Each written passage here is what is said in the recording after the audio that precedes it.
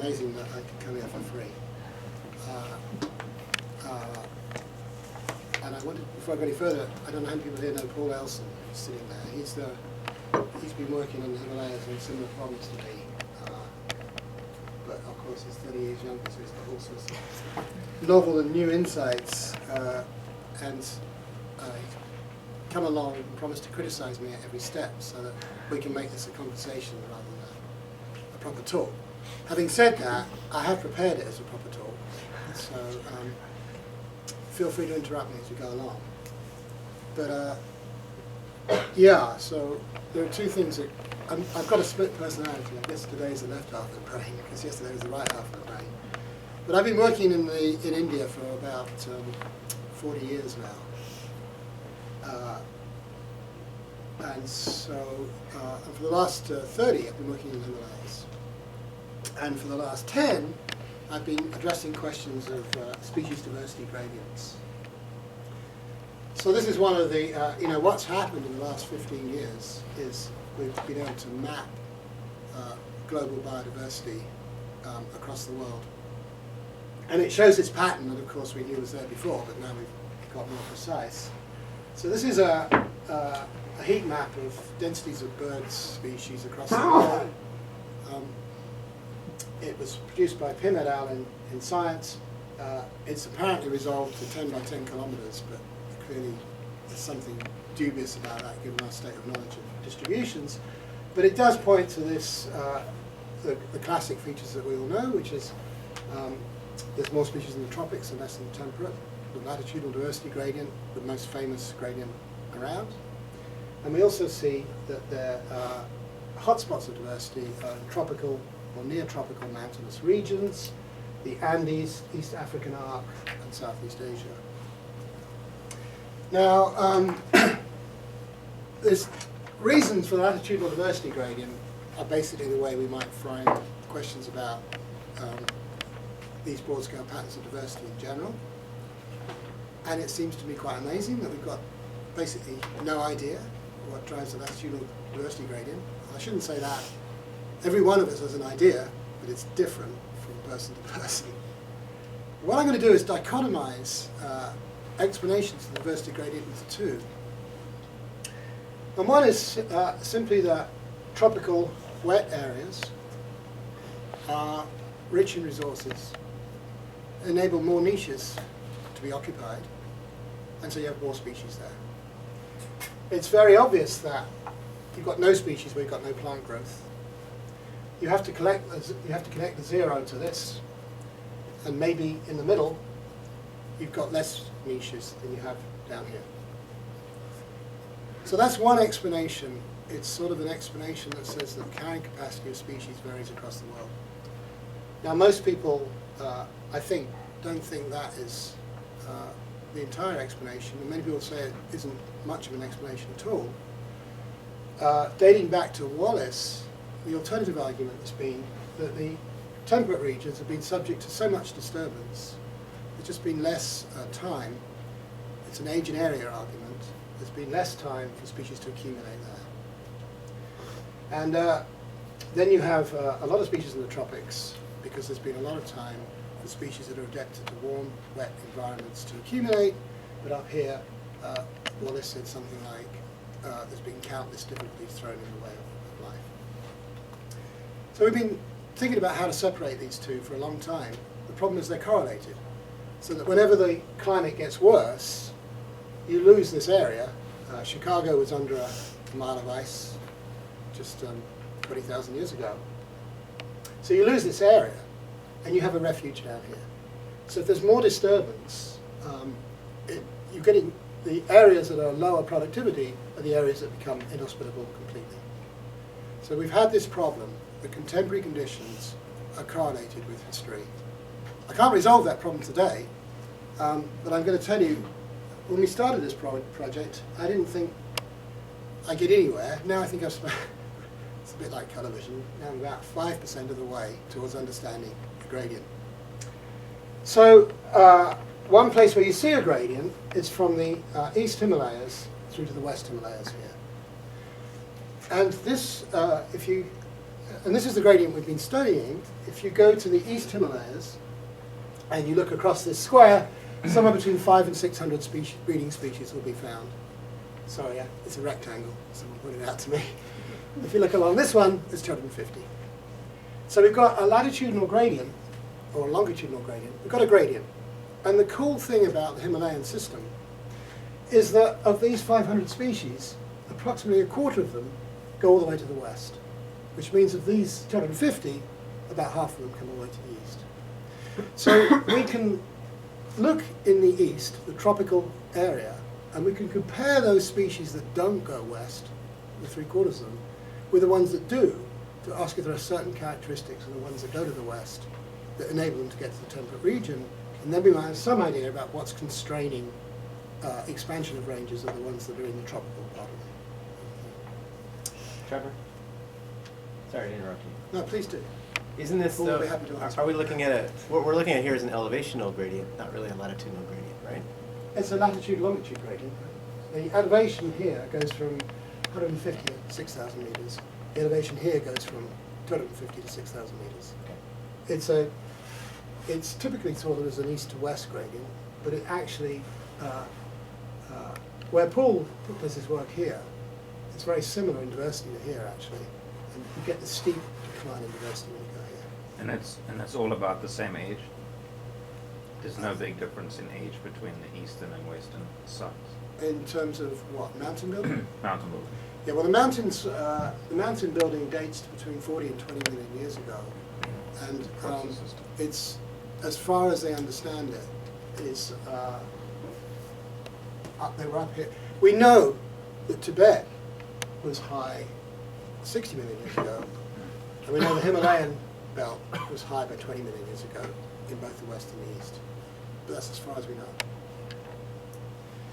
But I'm going to look at I'm going to do what Wallace did actually for this talk, well, much of this talk, which is focus on the more recent effects of the Ice Age, where you see this correlation I was talking about between current conditions and past effects, this time of glaciations, talking about just 18,000 years ago.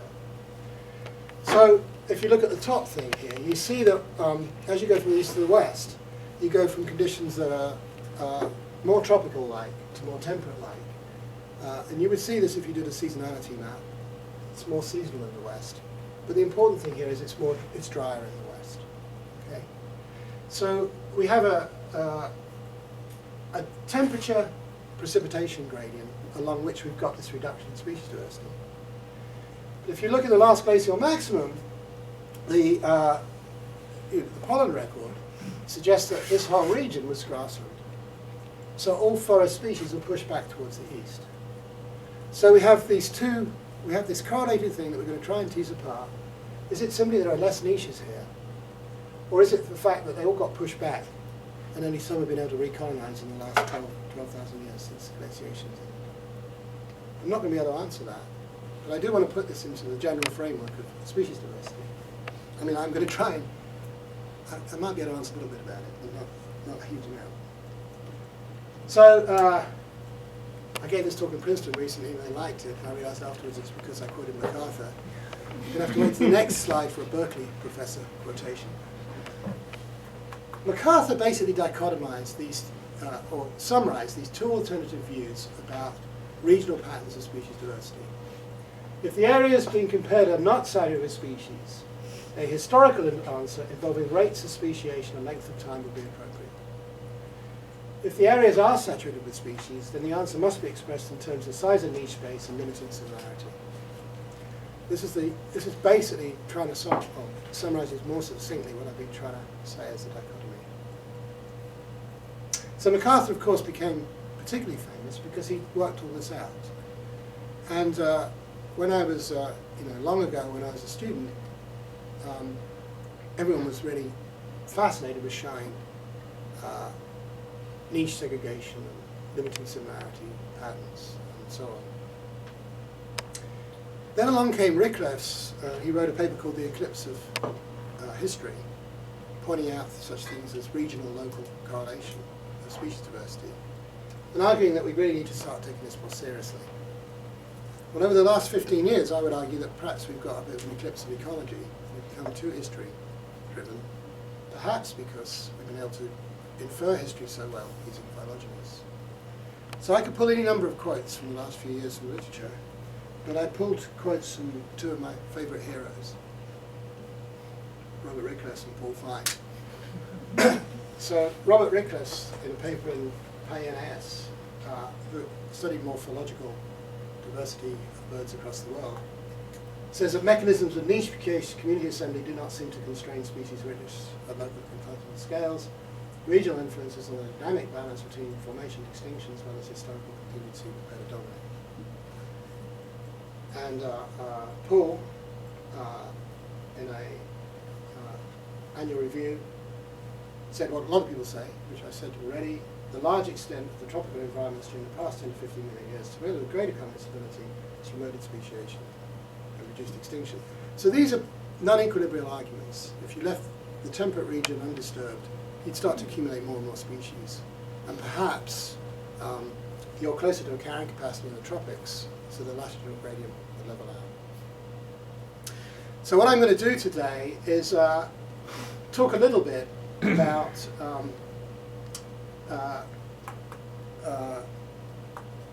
history in developing this latitudinal gradient. I'm going to talk a bit about ice age impacts, but I'm also going to talk about deeper time, as illustrated by that quote from Paul. And to do that, I'm going to use this phylogeny that we developed for all Himalayan bird species, essentially.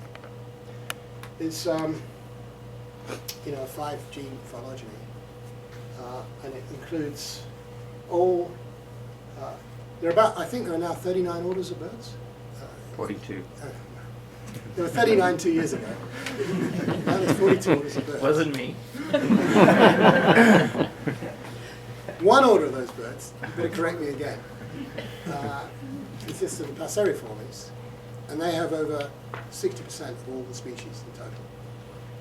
And 2 of the 3 suborders of Passeriformes are the songbirds, which are all the red ones here, and the suboceans, of which are only 5 species in the Himalayas.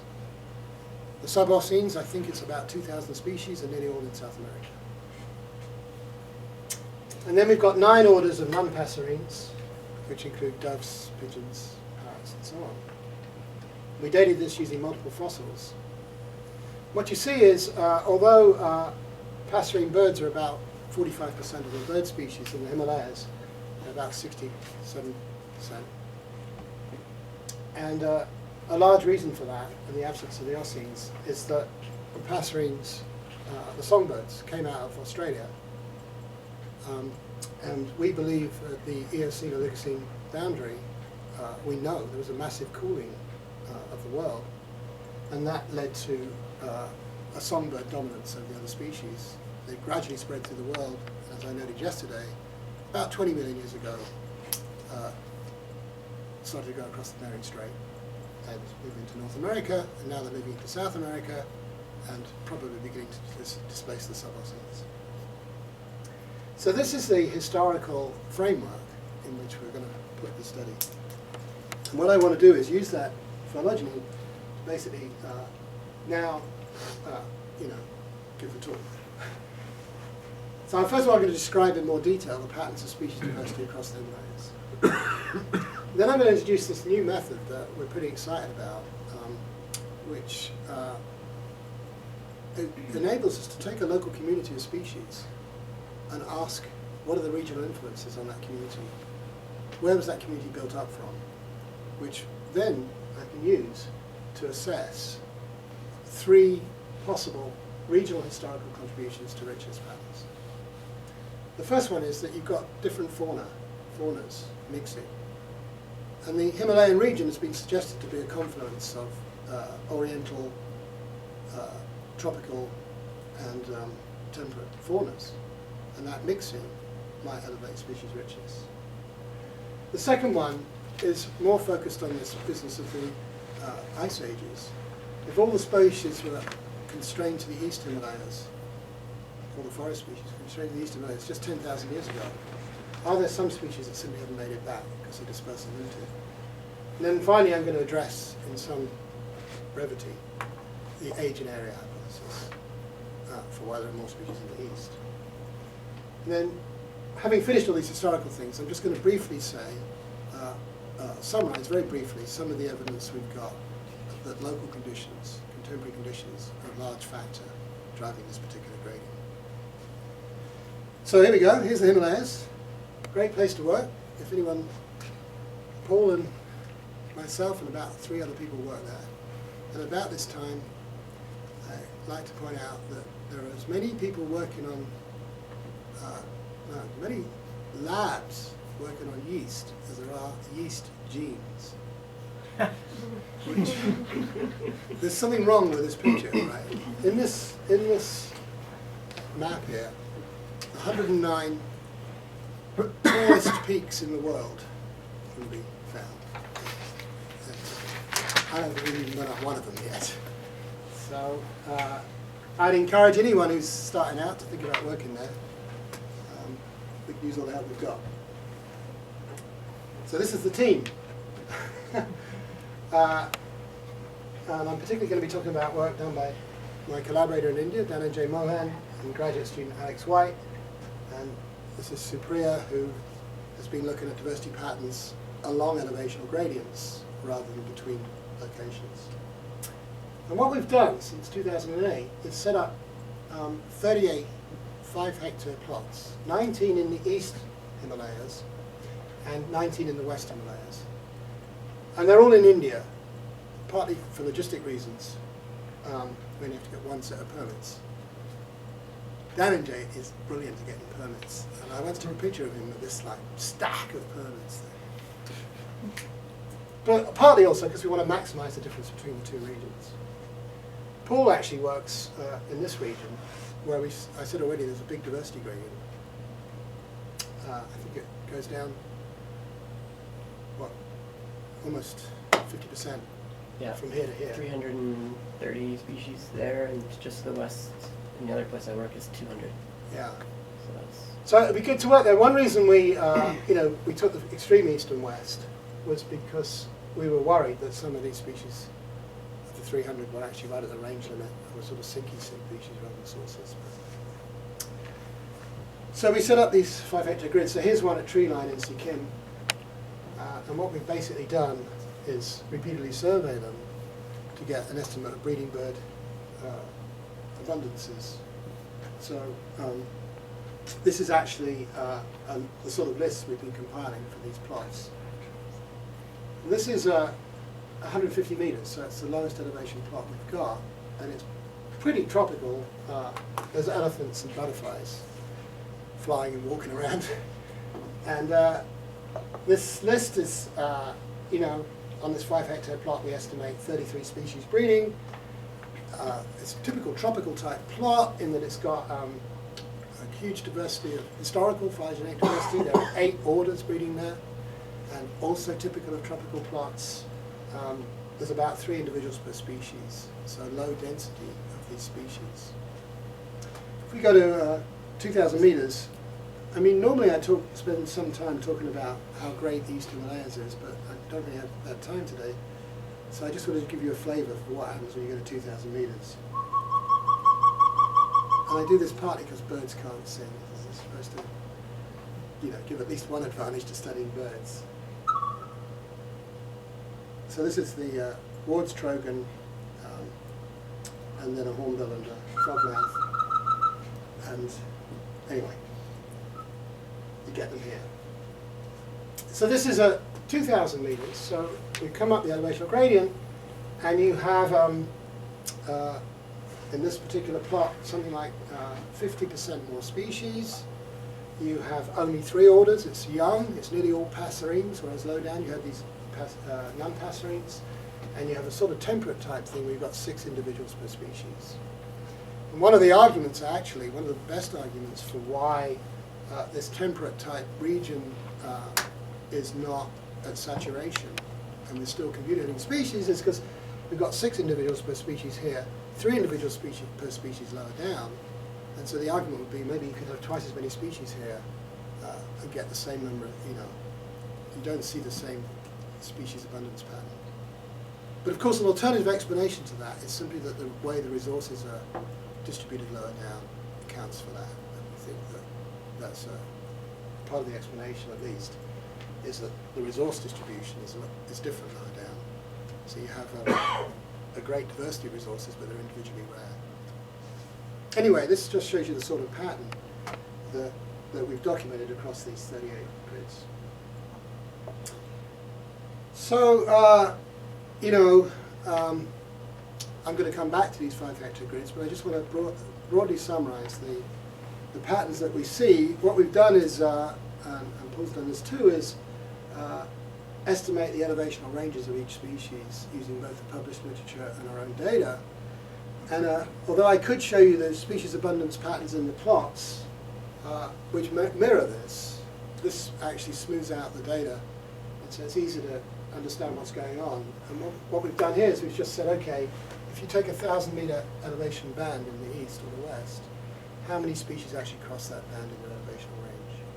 So, for example, this 1,000-meter band would have about 60 species in the west that cross it, whereas it would be 150 in the east. So what you see is that in the east you have this big mid-elevation peak. In fact, the plot that I showed you just now has the highest diversity of species anywhere in the Himalayas. And we think it's got, well, it has the highest diversity of songbirds anywhere in the world. So you have this peak at the mid-elevations in the east, but it's a plateau in the west. And then above 3,000 meters, you get a very similar decline in species as you go to the top. So I'm going to actually be focused on this peak, not on why there's a peak compared with here. That's what Supriya's studying. We're happy to talk about it later. But why there's a peak here compared with here? Why is this huge decline? The decline in species diversity is really set by this decline in the mid-elevations. So that's the broad scale pattern. And one of the striking things that we see along mountains everywhere is that congenerics tend to replace each other elevationally. So this is the east for the sunbirds, and at the bottom of the mountain you'll have the crimson sunbird, at the top you have the fire-tailed sunbird. There's one place in the middle where you have two coexisting, but in general you see sharp turnovers in closely related species. But one thing this tells us, or tells me, is that niche conservatism, climatic niche conservatism, can't be very important. This guy down here is in tropical forest the whole time, dealing with probably lots of parasites and miserable things like that. Whereas this guy up here can build a nest and it gets snowed on. And the point is that you don't, so if you do a, if you analyze it on the phylogeny I showed you, you show repeated evolution of climatic niche. And it's not just sunbirds, of course, it's many groups you see this high turnover along elevational gradients. So that's a striking fact. It's true in the Andes as well. And just like in the Andes, you get these rather amazing, what we call long thin ranges. So I've already told you that a quarter of all species that breed here breed here. So this is the minivet, this guy, that has a restricted elevational range. It really doesn't occur until above about 3,000 meters in the east. Right. Maybe. Maybe a bit lower. No, long-tailed? Yeah. Yeah, can go down to 2,000. In the winter. Certainly doesn't breed at 2,000 in the Sikkim, but it might breed at somewhere between 2 and 3. Anyway, it has this long thin range that goes all the way to the west. So we've done a lot of work trying to figure out what's driving this, but one pattern that we do see is that species that live higher up tend to be more likely to go to the west. And I'll come back to this. Part of the explanation for this is that the climate in the east and the west is more similar at high elevations than at low. So at low elevations, it's very wet here, quite dry here. At high elevations, you have about the same amount of precipitation everywhere. So part of the explanation is climate tracking, that I'll come back to. Anyway, we've got this pattern of high turnover along elevational gradients and relatively low turnover along geographical ones. And that's summarized commonly using this beta diversity measure, which is actually something, again, that Paul drew our attention to with the review he did with Catherine Graham. So what we've got here is a measure of beta diversity, or turnover, between our 38 communities. So we've got 38 times 37 divided by 2 pairwise comparisons here, with the black points being comparisons between the East and the West, the blue points being comparisons within the East, and the red points being comparisons within the West. And so what this is a turnover in species diversity, but it's weighted by phylogenetic relationship. It's a phylogenetic beta diversity. So if two species are similar, if you have one community that consists of a sunbird, another one has a different sunbird in it, whereas the second community has a sunbird and a dove in it, even though the same amount of species diversity turnover has happened, you'd have greater phylogenetic turnover in the sunbird dove one. So it actually doesn't matter if you use the phylogeny, but I wanted to use the phylogeny, so that's what it shows. So this captures the basic features that I just showed you, which is you see strong beta diversity turnover along elevational gradients, and you see much less. This is on a meter scale, and this is on a kilometer scale across geographical things. I think it's a remarkable result.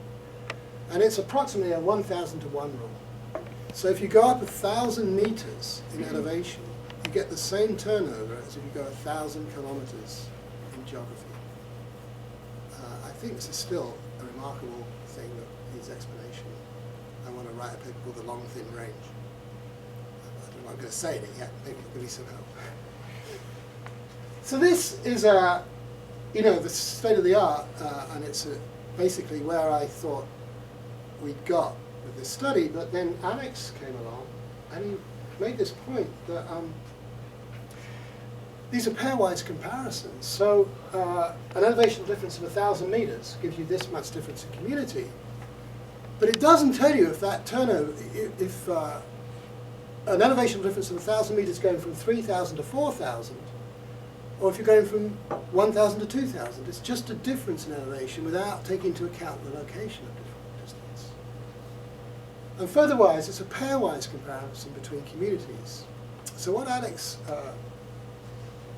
came up with a stats student was a method to take each community, position it on the elevational gradient, and then summarize that community's relationship to all the other communities in the plot. It's a very clever method that we're still ironing out statistics on. And I want to take you through it because I think it's pretty exciting, and I'd also like feedback. So this is the idea. We're going to assign regional contributions to communities. And what it actually came from is hearing a talk, someone looking at gene expression patterns across different tissues. But the original idea for this sort of method came from text mining, and it was just developed about 10 years ago. So the way to think of of the approach we're using is consider your favorite journal, The American Naturalist, or Sports Illustrated, doesn't matter which, but we'll use American Naturalist. And let's supposing that we believe that the American Naturalist basically has two different kinds of topics in it. They may be papers about evolution, papers about ecology. So you take 10,000 articles from American Naturalist, and you just summarize the frequency of words in those articles, and you come up with this clustering algorithm that assigns articles to topics. And you identify those topics based on the words that cluster the articles. The cool thing about this method is that one article, so you might have a whole bunch of articles that have, community, ecology, and so on like that. A whole bunch of other ones that have gene, DNA. And they'd be clustered together, maybe, and the words that are frequent in one cluster would define that as ecology, and another cluster define that as evolution. The cool thing about this is that some articles might have both evolution and ecology on them, and unlike typical clustering methods, you can say this article is actually made up of both these clusters. So that was just a brief introduction to it. I'll try and take you through what we did to do this regional contribution. So the analysis starts with these so-called dispersion fields, which were introduced by Graves and Rabeck, again about 10 years ago. And what these are is you take all the species in a community that we've surveyed, you take the ranges of all those species, and you overlap them to produce a heat map.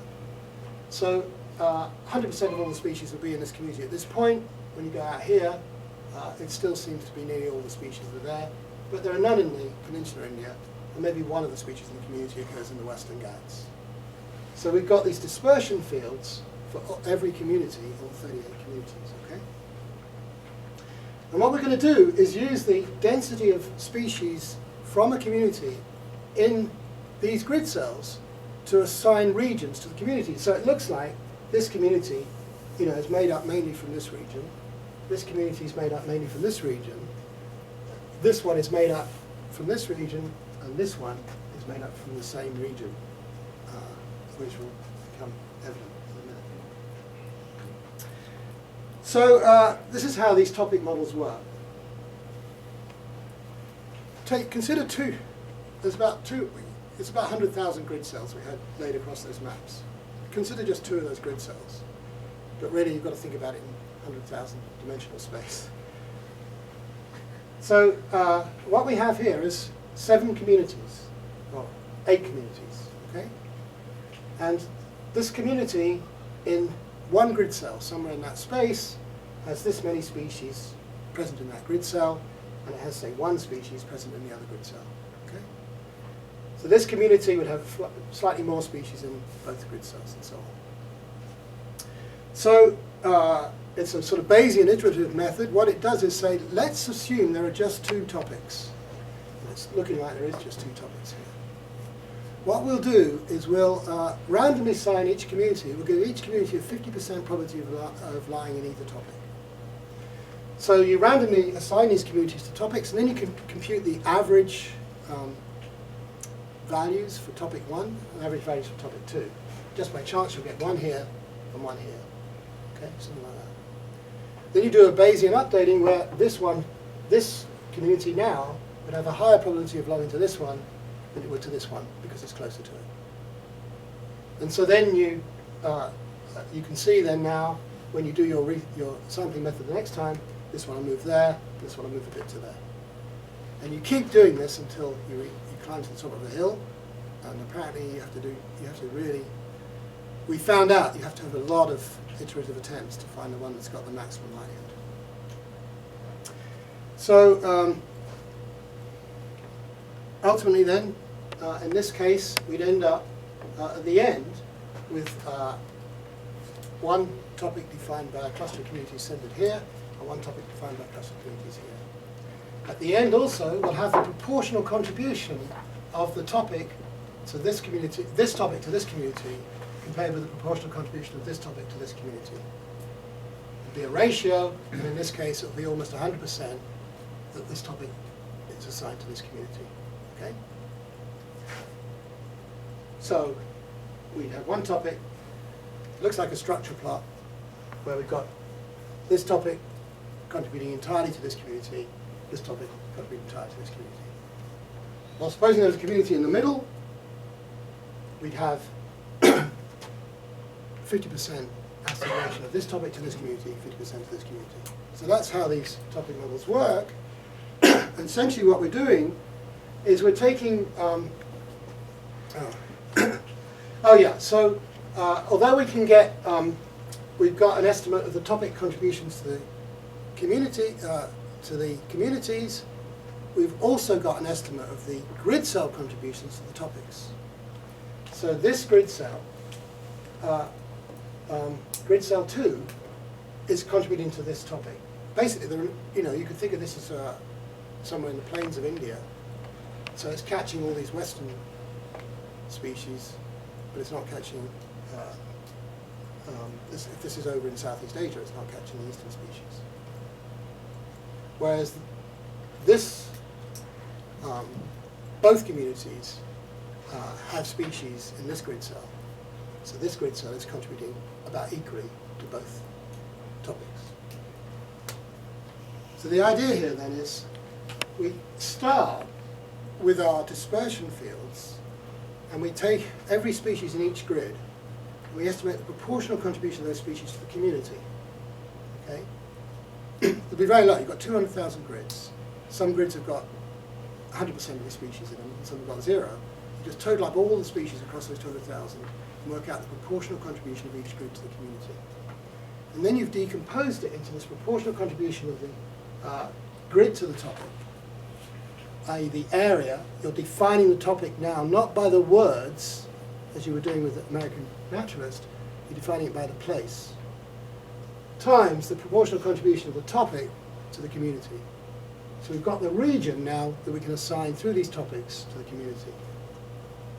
So I don't know if that was clear, but I will do it now for the actual data.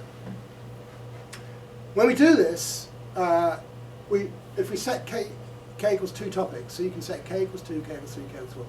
Set k equals 2, this is the maximum likelihood solution. There are just 2 topics that best explain the data. And as you might imagine from our beta diversity patterns, those topics are divided not by geography, but by elevation. It's pretty cool. So high elevation east and west communities belong to a high elevation topic. Low elevation communities belong to this low elevation topic. And then you can, so this is the proportional contribution to the topic to the community. And now you can estimate the proportional contributions of the grid to the topic to define the region. So what you have is a temperate fauna contribution to the high elevation topic, and a tropical fauna contribution to the low elevation topic. Despite the very different diversity patterns in the east and the west, you have a turnover between the west and the east. Sorry, I didn't tell you, these are ordered from low to high. I guess that was obvious. But you have a turnover between the low and the high elevation topic at about 1,900 meters in both places, despite the incredibly different diversity patterns. So, we call this the clash of the faunas. And if you map on the freezing line, which is about 200 or 300 meters higher in the west than the east, you can see that above the freezing line, you've pretty well got the temperate fauna. And below the freezing line, we've got the tropical fauna. And it's actually on the freezing line where we get this mix of tropical and temperate faunas. So this is just a blow-up of the western, the 19 western communities. Here's, in green, this marks the freezing line, by which I mean minimum January temperature consistently goes below 0. And you can see that we've got this temperate fauna, and then we've got these tropical faunas, and we've got this turnover in the middle. And this is the same thing for the east, where the freezing line is 200 meters lower, and we see these tropical faunas. Okay, so so I'm now going to use this. We're trying to take this a lot further and look at such things as functional topics, which are defined by morphology and ecology, and taxonomic topics, where each community is defined by the abundance of species in the community rather than by grid cell contributions. And we've also created what we call phylogenetic topics, where we ask if clades show the similar pattern which they do. But what I want to do now, because a lot of this stuff is still undergoing brain work, I need to get some stuff back for you, is now I want to use this result to ask about these 3 richness patterns. In particular, as I said, I want to return to this, and now remember that the topic turnover was about here. And this is about the place where you have very high richness. This is the place where the loss of species is contributing to the decline across the gradient. I want to focus on this peak. So the first hypothesis was mixing. And given that these, so the idea here would be that the tropical and temperate fauna meet at about 1,900 meters, which they do. And as a result of that, they've elevated the species diversity here. So I can't reject that hypothesis at the moment, but I can point to the west and show that it doesn't parsimoniously account for the data, because we do not have a peak in the west. So mixing doesn't seem to be very well supported as an explanation, simply because the two topics lie one above each other, and mixing in the west has not created a mid-elevation peak.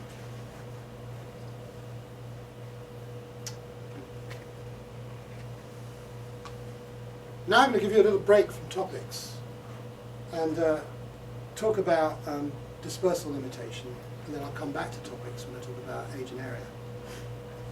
So I've already shown you these dispersion fields for these four communities, and I've already pointed out that the high elevation one in particular seems to be have a dispersion field that goes back to China. And I have already pointed out also that during the last glaciations, it's thought that up to about here was grassland. So all the species are pushed back here and had to recolonize. So recolonization, it seems, would have had to come along the Himalayas for this community here. That's not the same for the low elevation topics. They can colonize across the plains, which clearly doesn't have the same topographical complexity. You can compute topographical complexity, and I'll do it in a minute, to show that it's very rugged. You have to go over a lot of mountains and barriers here, but it's very unrugged, flat plains here if the rivers are not a barrier. But I've already told you too that the climate is quite similar across here, but it's quite different across here. So you actually have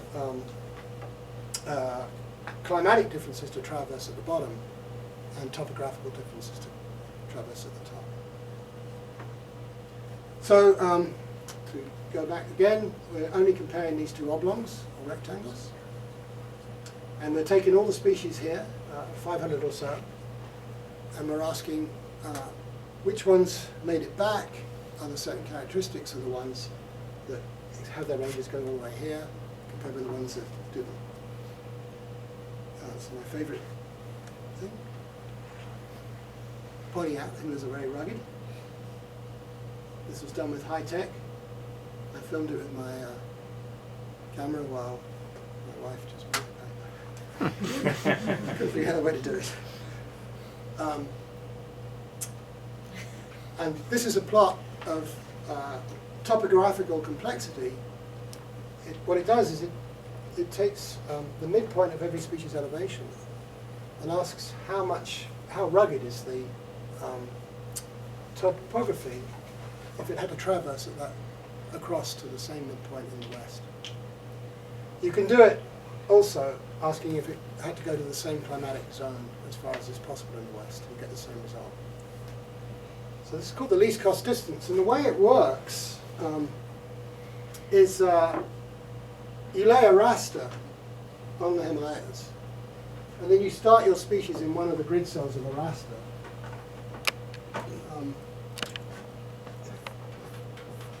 And each raster is defined, so your species midpoint might be there, this is elevation. Each raster is defined by a mean elevation in the raster. So this might be 1,000, 15,000, 950. And what the algorithm does is it just computes the amount of elevation you have to move through to go from east to west. So it depends on raster size.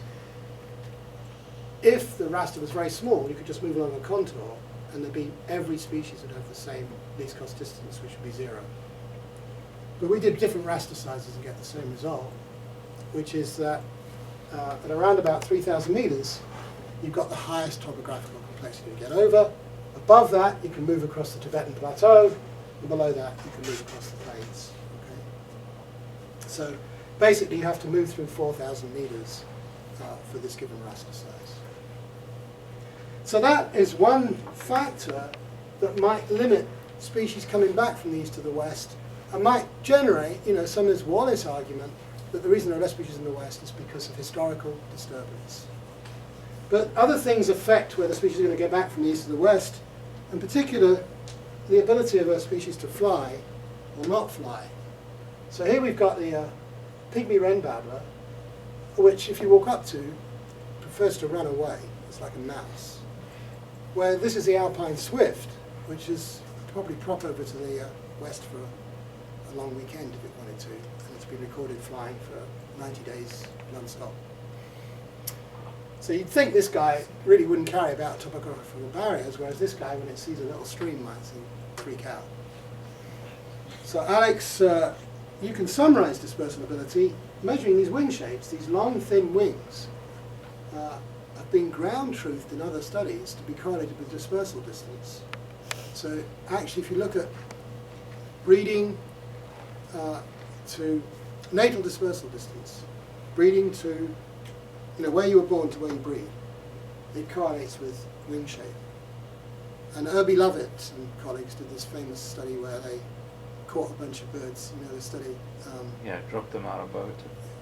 Dropped them out of a boat, figured out how far they could fly before they fell in the water. He did fish them out. Or else collected them for the museum, I don't know. But anyway, they didn't just drown them there. And that correlates with wing shape. So what you basically have to do is just measure the length of the wing and the breadth of the wing and take the ratio.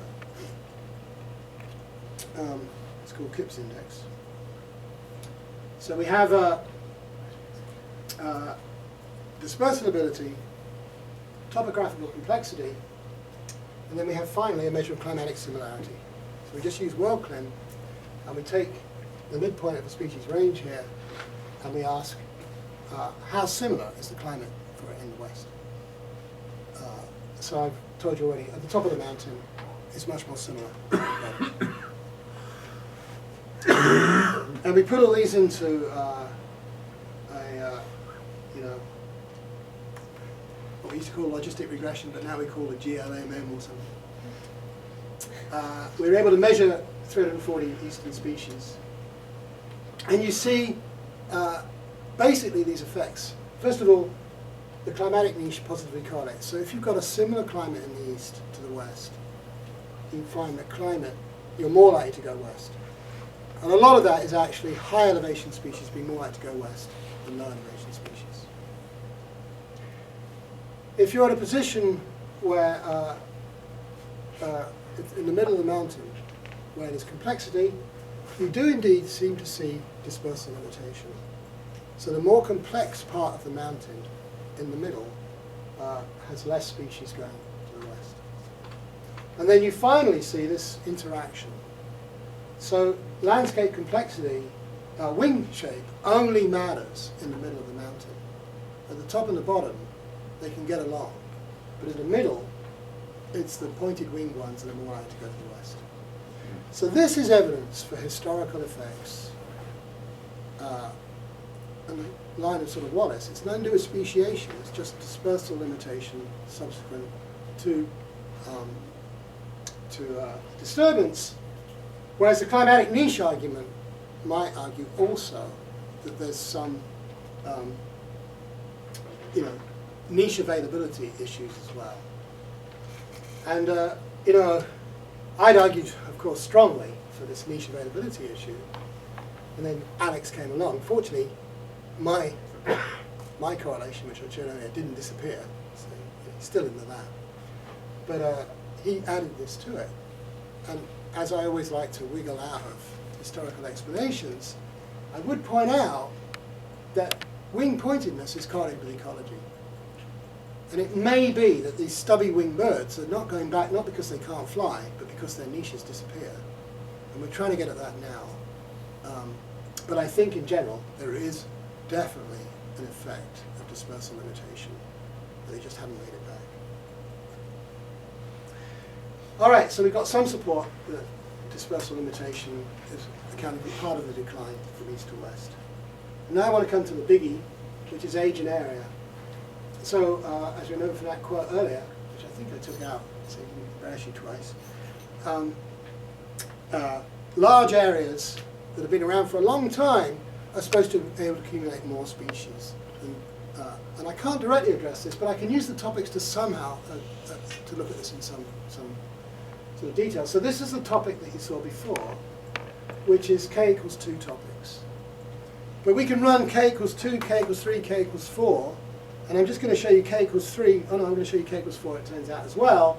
But k equals 3 is pretty informative because you still have a high and a low elevation topic, the brown and the blue, like we had with k equals 2. But the third topic that pops out then is a mid-elevation east topic.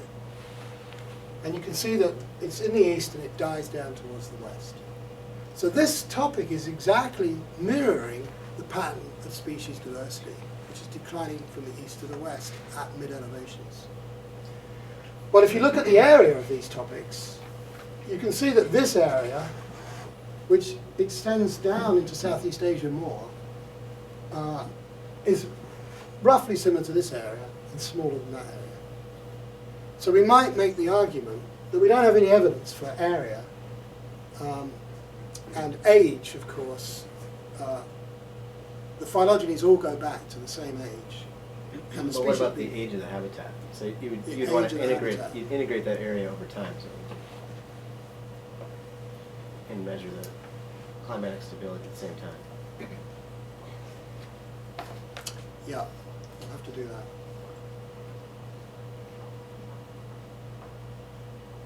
Yeah, okay. So we can take the climatic niche, which we've done, for all. So remember what this is. These are grid cells that make a strong contribution to this topic. So we take all the grid cells with the top 20% of the grid cells. The 20% of grid cells with the highest contribution to the this topic. And then we'll estimate the climatic parameters for those. And then we'll look at those climatic parameters back through the past to ask how this topic has gone up and down. We haven't done that, it's a good idea. But I did want to just show you k equals 4. Because when you go to k equals 4, what you have is a split now. So you have your high, you have your low, but now you have you have your high, low and mid, but now what's happened is the low has got split into a west low and an east low. So this is a west low contributing to communities that we see in the west, and this is the east low topic contributing to communities that we see in the east. And when you do this sort of climatic thing that we just talked about, and you take the grid cells that make the most contribution to the topic here, and the grid cells that make the most contribution to the topic here, you find that these grid cells span climates that are 70% wetter. So we've basically got a wet eastern topic and a dry western topic contributing to communities here and here respectively. And we're actually working on this now because you get species that are dry adapted that are functionally equivalent to species that are wet adapted and often quite old. So we're using these functional topics to show, for example, the white-eye, which is common in the west and not so common in the east, matches morphologically rather remarkably to a flower pecker, which is distantly related from. So we've got a west assemblage and east assemblage. It seem to have converged on similar functional things, but I don't want to talk about that, partly because every time we run the model, it takes weeks to run it, and you get a different answer. You have to run about 1,000 times the model to get the maximum likelihood one. So age and area is a tricky one to get through. So what I instead want to do is just briefly in the last 5 minutes, which used to be all my talk, is turn it around and say, instead of talking about age and area and kind of reject that or support it, let's look at the alternative very briefly of the saturation argument, that it's a number of niches in the West that is mainly the cause for the reduction in the number of species as you go west. And I do this in 2 ways. One is I use the phylogeny to look at diversification among the species in the east and in the west. And the critical feature of this phylogeny is extremely long tips. There are very few young species in the Himalayas, unlike the Andes. And we attribute this to the fact that the west has dried out, possibly causing extinction, but we don't have much geographical turnover. in species between the east and the west. So this is just a fraction, a proportion of the phylogeny. This is the 10 million year line, and you can see that most species, speciation events up to about 6 million years, and very few subsequent to that. This is actually, these are not co-occurring either, well, not very much. One of these is more peninsular, and one of these more Himalayan. So in co-occurring eastern communities, there's been very little speciation in the last 6 million years. Well, 6 million years is over 3 times as long as it took to produce 13 sympatric species of Darwin's finch. So I think if there were ecological opportunity here, we should have seen more speciation more recently. We should be accumulating species. So this failure to see speciation much after 6 million years to me is an indication that saturation of communities is slowing down production of species and invasion of this community. So I used to spend a long time on that, but I obviously should stop. It isn't really a chalk talk. The other evidence we have is when you go from the east to the west, you see this big decline. This decline is nearly all insectivorous songbirds, flycatchers, small warblers, small babblers, minivets, euhenas. They all disappear as you go west. So we made some effort to measure insect abundance along the elevational gradient, and you see a remarkable fit. So this is done by Mashumi Ghoshharia, a student in India who worked with me on this. So we just basically spent a long time bagging branches and counting insects in branches and on the trees. And this is the abundance of insects in the breeding season in the southeast, and this is the abundance of insects in the northwest. And if you look at those plots, and you look at these plots, they look pretty damn similar.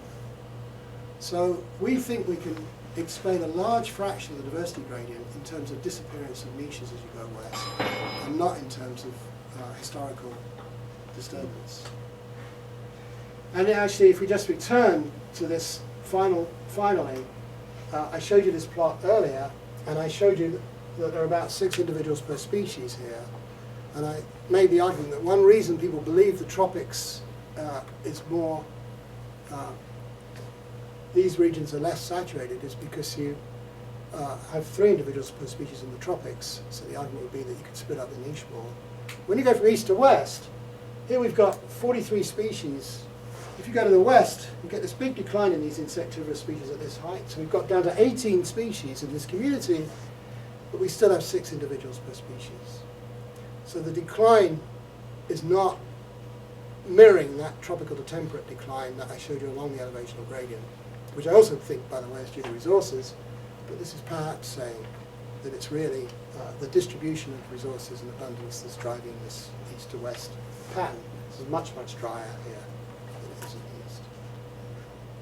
All right, then, to summarize then, I considered 3 possible explanations: mixing. We've got some evidence for dispersal limitation. We have to do more on age and area. But at the moment, niche-based models seem to provide quite a bit of the explanation for this decline from east to west. I just thank these guys again, and then Mashumi Ghosh, who did all the insect collecting, or most of it, and the stats student, Kushal Day, and Matthew Stevens in the Department of Stats, who are helping with this topic models. Well, it wasn't much of a chalk talk, sorry. So, I think that I was expecting some kind of, a strong dichotomy, but actually, I think that if you look at the paper that Walter Jetz and I did, where we take all the regions of the world, we call them bioregions, and we calculate age, time integrated area for each of those, and then energy as well. And we found extremely good correlations at that really, really regional scale. There's actually probably there's no real difference really, I would think, in that analysis and yours. The only difference is that you're looking at a kind of a smaller scale across 2 of these bioregions. And if you look at the paper by that Jetz and Fine, and this is really Walter's stuff, he found that within the regions, within the bioregions, once you have a regional pool that's set by the time integrated area, those communities track productivity incredibly well within those bioregions. And for all the reasons that you know, that you mentioned, but probably also some other ones, that just some simpler ones, that how individuals may track productivity because of, you know, food resources and such. And so it'd be fun to talk to you more, and I look forward to it later, but about just the question of scale. Yeah, that's, interpretation. I don't have much to add to that. I always thought that you should have quite a big evidence for contemporary conditions affecting species distributions too. I still think it comes down to a question of, you know, whether saturation is operating, well, both of them. Everywhere we get both. But how much is speciation being limited by niche filling, and how much is it really being limited by the development of reproductive isolation?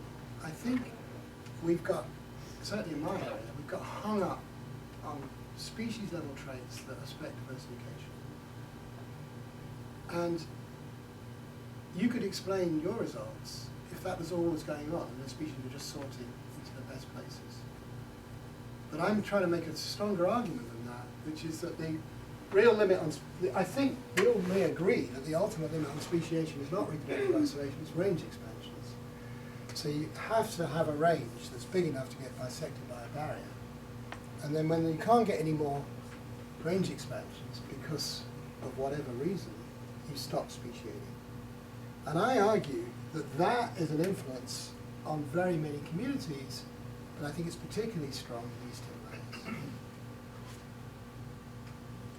Whereas you could actually explain all your results away without making any of those arguments.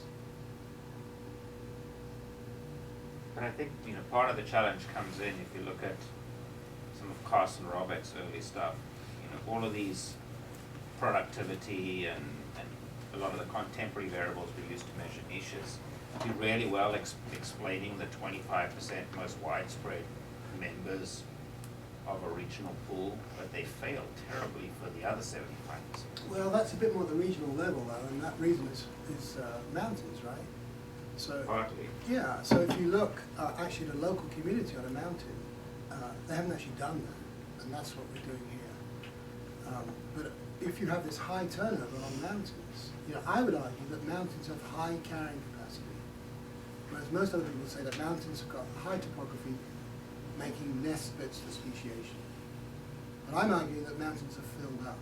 And so the reason they get that lack of correlation with productivity is because mountains have lots and lots of species in them with small ranges. And I believe that's, you know, all driven by, well, not all, but I think part of the explanation for that is that there's just a huge diversity of niches available on mountains. It's a carrying capacity. So if that's true, why do you think we see so little evidence for parapatric speciation? Well, because you need reproductive isolation to come into sympatry, and it's very hard to generate reproductive isolation with gene flow. Yes, You know, that's what I would argue too. I'm an Ernst Mayr. Ernst Mayr is very dogmatic, and so am I. Do you have any evidence or ideas of what value of how many topics you should be, you know, putting in there? Because I'm thinking about, you know, your gradient, and you're, you know, going from, you know, 100, 200 meters up to whatever, 3,500 or something like that. How many, like, large different communities of forest types do you have in that turnover, and how much does the bird community track that? Well, in my work, we found 40% of the birds are kind of limited by the ecotone that separates these different habitats. And you could then think that maybe a sensible choice of the K value is not just looking at K equals 2, or you have a high, maybe you do that to look at large-scale climatic differences between something that's cold adapted or warm adapted. But if you look at, but I think increasing that K number was quite interesting to try and match the amount of turnover you have in that vegetation communities, to say if there are some communities that aren't segregating by their congeneric competitor, like you showed with the sunbirds and warblers and other things, but are actually segregating by big differences in going from a mixed broadleaf forest to a mixed coniferous forest, and some species just can't handle that difference in vegetation type. Thinking about that as informing your choice of case, because I don't see, and I don't understand the statistics behind it enough to know how you can actually compare the appropriateness of a k equals 2 versus a k equals 3 versus a k equals 4. How, it seems like hard to compare across those without thinking about why would you choose one or the other. So statistically, is the way that we've done it so far. If you could imagine here, by looking at this, there'd be a k equals 3. And if you have k equals 2, the likelihood is lower having this one here, because you've got a 0.5 probability of belonging here, so it's 0.5 times 0.99 times 0.99 times 0.99. Whereas if you had k equals 3, this would be 1, probability of 1, just lie there. And these would, so then the likelihood would be possibly higher for k equals 3. In this case, I don't think it would be, but I think there were 2 points here. The likelihood would suddenly be higher for k equals 3 than k equals 2. So we're asking about, are there natural clusters in the data? And the way these topic models work is, you could have 2 communities that don't share any species but belong to the same topic because they share species with a third community that has members of the thing. So when we go to something like k equals 5, we end up losing all the structure. Every community has contributions of all 5 regions.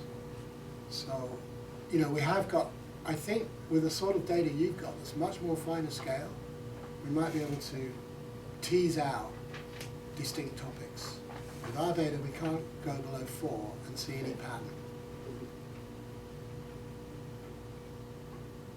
One of the things we've done is these taxonomic topics, where you take each community and you cluster now according to species composition and abundance of individuals in the community. And I haven't got the topics here, but it shows you a really interesting thing, which is what happens is the regional topics become sharpened at 1900. So you have a taxonomic topic that's all high and one that's all low.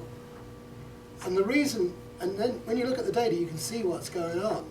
Like, there's 1 or 2 species from the low elevation or regional topic that come into these high elevation communities, but they're at such low abundance in just one community, they don't contribute to the taxonomic topic. So we've got a high elevation. So for example, there's a grey hornbill that somehow came up above 2,000 meters. So it's in one of these communities. It contributes to the regional topic with its grid, with its area, but it doesn't contribute to the taxonomic topic. So we can see local conditions sharpening regional effects through their changing in abundance. So the abundant species in the local community contribute more than these rare ones. So we have some way of actually, if we took your, we can't start with your habitats, but we could start with your data and say, do the topics match the habitats if you've got much better data than we have. So you made a rather broad comment that just niche models seem to be explanatory, but somewhere along the way I felt like there were quite a few different things being explained. And diversity gradients, diversity differences, composition, compositional turnover. But I guess the question it leads me to is the there's obviously historical role for understanding the distribution of available species if you think of it in a community assembly framework. So niches can be explanatory at some ecological level, but where did this diversity of birds come from to assemble into these communities? And that there's no ahistorical answer to that question. No, the point is the West. It seems the dichotomy is forced here. I mean, it's always a synthesis of contemporary historical explanatory factors. Oh, but I'm sure it is, but the question is the West saturated? There are 500 species in the East, only 125 of them got back to the West. If the West is full up and they can't get back because there's just no niche for them there, then we've got contemporary conditions essentially explaining everything. Richness. I'm only talking about richness. In fact, I think the whole talk was really about richness. But this is not richness. This is about a whole different set of things. Which species come together, and where do they come from, and how do they mix? I mean, Well, it's all how do you see based this on explaining richness? It seems it's all based on the geographical distribution of it's the number of species and and how the ranges overlap. It's nothing to do with the species identities. Well, sure, it's the identity of where they came from, the percent composition. I mean, The richness identity is- of where they came from, yeah. So I guess to me, I love this stuff. I love these analyses, and to me they explain like all these deeper questions that are way beyond richness, that are very historical and Why isn't this a biogeographic, I don't and I understand don't know how you this teach is a them rich, apart. why isn't this a richness explanation? I mean, these topics don't directly address richness, but you can use them now to address these questions, like mixing or age and area. But I don't think species identity is really in this. It is when you go to the taxonomic topics, where you take species identity. Here, it's just range identities. You could have two communities that had completely different species in them, but had those species had the same geographical ranges except for those two communities, and they would have exactly the same topic membership. One question is whether richness would be different if there was a different historical pool to draw from. It might Some be. way of human. Yeah, it might, and I think it would be. I really do believe that if ants were dominating the whole system, they'd have different pattern of richness. In sub-oceans, I think, have been replaced by oceans because they can divide the niche up more. So all we're saying is, if we compare the West with the East, how much can we explain that in terms of, how if we left the system to run, would the West accumulate more species than the East? And my argument at the moment is, probably not much, a little bit. I was just going to say too, I mean, this is an extremely biogeographically complex area where you have faunas from India, from China, from Southeast Asia all coming together. And I'm trying to figure out how that fits in with all, these analyses are really interesting. I'm just trying to Well, that's what our topics show. all of right? this in. That's what our 4 topics. If I go to the 4-topic model, they basically show just what you said. Yeah. I don't know how that fits in. Yeah, that's what I've been So, kind of stuck but on. all I'm saying is that it doesn't look to me like, I think community filtering, the sort of thing David's talked about a lot, is determining what species you see there. They're drawing out of the regional pool. And you can get, obviously you've got a community here that's drawing something from this region, but mostly this community is drawing from the drier part of India. But I think the filtering is the driver here, not the pool.